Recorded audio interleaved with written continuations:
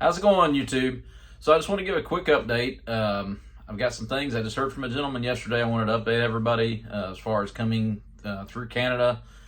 The big question I've been getting a lot of: what if I'm unvaccinated? Can I still drive to Alaska being unvaccinated? And the answer is it depends on the officer you get.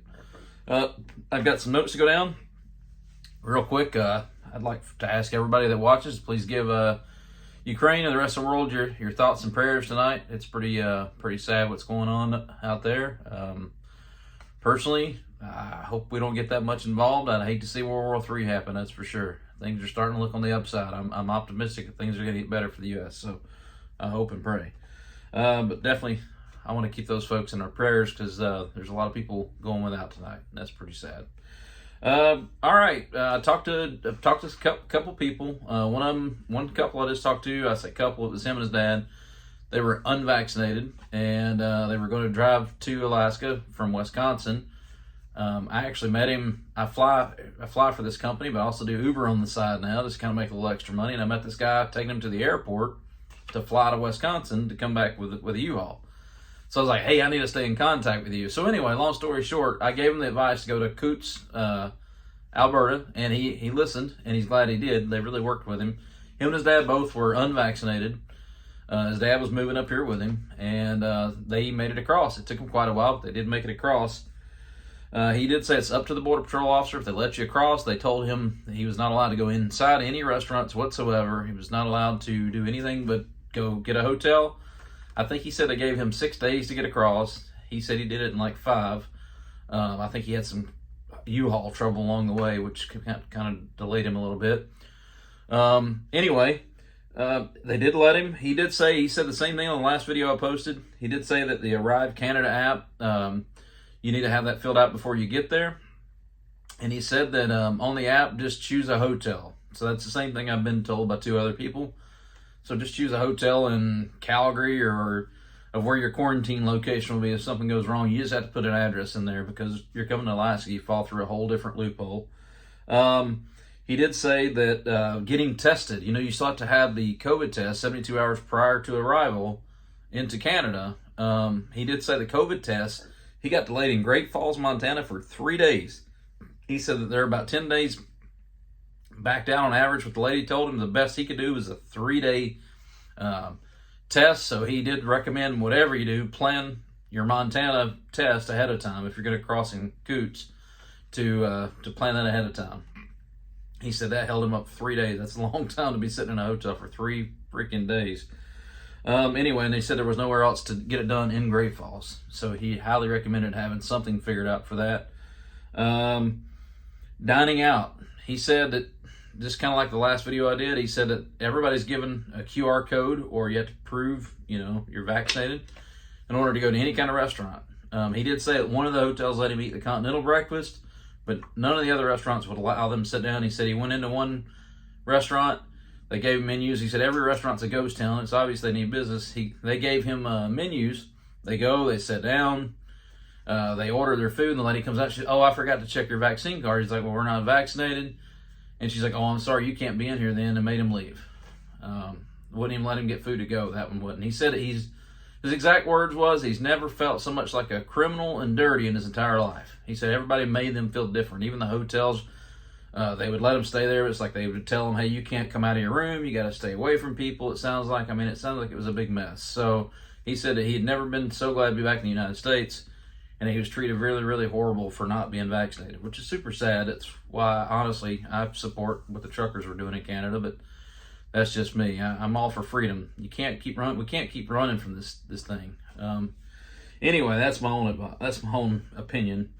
So he did say to make sure you carry enough food because none of the restaurants are going to let you eat. Now, I have been hearing on the news that they're supposedly going to be dropping that. Who knows? I don't know if that'll be for the unvaccinated. I don't have a clue. Who knows? Another big question I get, do you recommend shipping a car up here?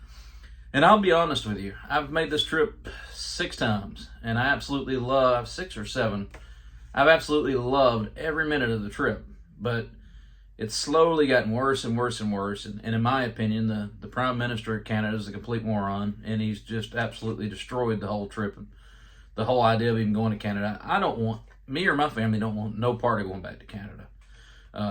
I mean, they're seizing people's bank accounts if they even think that you support anyone's freedom, and I just don't want any involvement with that crazy place. So my advice, or what we would do, if we moved back to the lower 48, we'd sell everything we could up here and maybe keep one of our cars and ship it down if we even did that. We're liable to sell a car, sell everything, and just buy new everything. But there are a lot of good shipping options. Doing Uber and Lyft, I've been taking a lot of people to and from the port lately here, so a lot of people are going down, a lot of people are coming up. Seems like to be a pretty equal movement. And the average person I talked to that said they ship their car is anywhere between 2 to 4 and 5,000. The one that was 5,000 was a large van all the way from Georgia. So they basically trucked it all the way to Washington, and then on the ship up to here. I'd say about the average is around $2,500 from what people are telling me. I haven't called any companies, but that's pretty reasonable. That's per vehicle. So it is an option.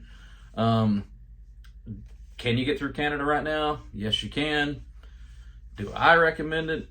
I don't want to do it again. I don't trust the way they're doing things. Their whole government's just insane to me. But that's just my own opinion.